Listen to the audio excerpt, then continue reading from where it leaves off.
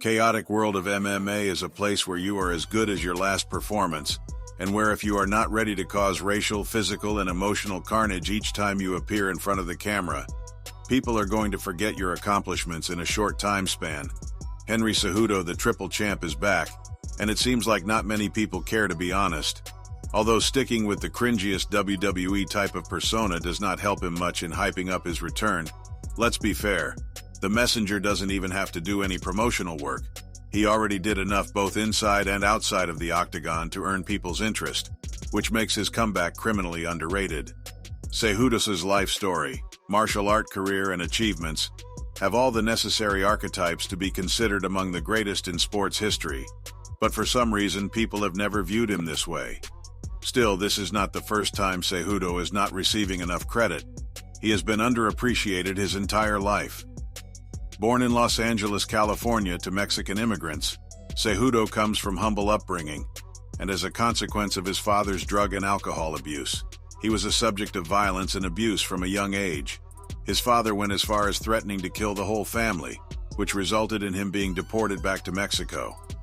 Along with his mother and 6 siblings, Cejudo started moving from state to state in search of a better life until eventually settling in Phoenix, Arizona. Luckily for Cejudo, he decided to follow in the footsteps of his older brother Angel and become a freestyle wrestler. In some way, engaging in sports helped him sublimate all the hardships and emotional damage he was carrying inside to rise from poverty and do something good with his life. His talent, potential, and self-driven mindset were immediately recognized, and it didn't take long for him to make a major breakthrough in the wrestling world. After winning the Colorado State Championships both as a junior and senior, he was named the A6 National High School Wrestler of the Year, and he also became a resident at the United States Olympic Training Center. In Cejudos' words, he never slept alone in his own bed until he was provided by one in the Olympic Center. While competing at the senior level between 2005 and 2007, Cejudo managed to win 2 U.S. national championships and 3 Pan American titles, which secured him a spot at the Olympic trials for the 2008 Summer Olympics, where he earned a spot in the team with a couple of dominant wins. And as most of you know, he went on to become the youngest Olympic gold medalist in wrestling history at only 21 years of age. Truly amazing. Cejudo retired from the sport in 2013 to pursue a professional career in MMA, and as in wrestling, he didn't need much time to raise all the way to the top. He made his MMA debut by beating Michael Poe in March 2013, and by the end of January 2014, Cejudo already had a 6-0 record, which secured him a call from the UFC to join their roster, where he repeated the same success as on the regional level by winning 4 fights in a row between 2014 and 2015. Cejudo basically stormed through the flyweight division as he needed less than a year to go from making his UFC debut to challenging the greatest fighter at the time, Demetrius Johnson, for the title. Although he failed in his first attempt at UFC 197, Cejudo would bounce back with 2 dominant wins to earn a rematch in 2018, and finally beat Johnson at UFC 227 to become a UFC champion. Winning the title also marks the moment when Cejudo began looking at his career from the business perspective, and like Colby Covington, he made significant changes when it comes to the way he portrays himself in the media. Overnight, he went from a humble and respectful guy to being loud and putting on a fake WWE villain persona. Why? Well, for the same reasons as Covington did. While Covington was threatened he would get fired because he was boring, Cejudo was in danger of the entire flyweight division being shut down. In his first title defense, he got bantamweight champ TJ Dillashaw dropping down to take his throne, and in case of winning, Dana White would have shut down the flyweight division. Just recall the famous press conference ahead of the Dillashaw fight, when after Helwani asked White about the future of the flyweight division, Cejudo jumped in with the bet. "I beat Dillashaw on Saturday, the flyweight division stays," and Dana's famous response, "We will see what happens on Saturday."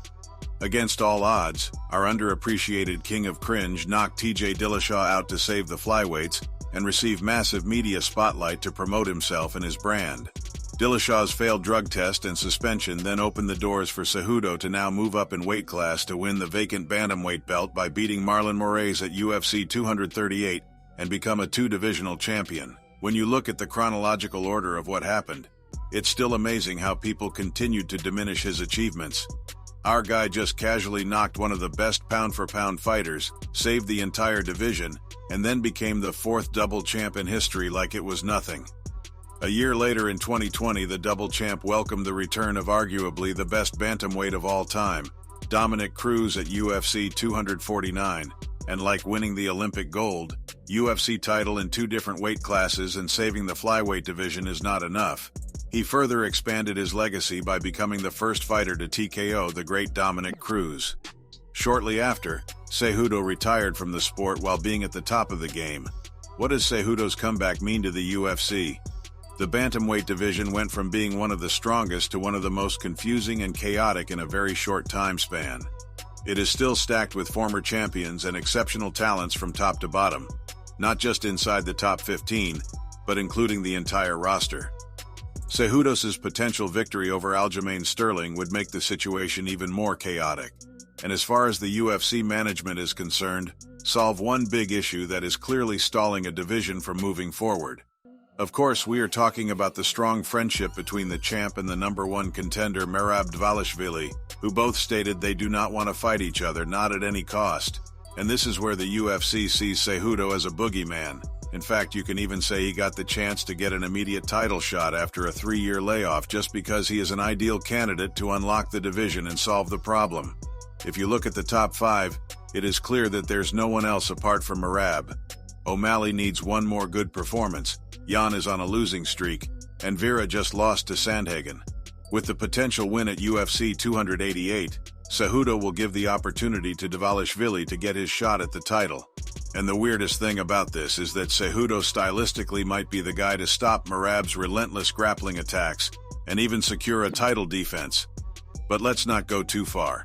In the meantime, they can probably pair Sandhagen with O'Malley for the #1 spot, and just like that, the UFC bantamweight division has become fun again. Regardless of the outcome and how the fight plays out, we should all appreciate the return of the legend. He truly deserves that.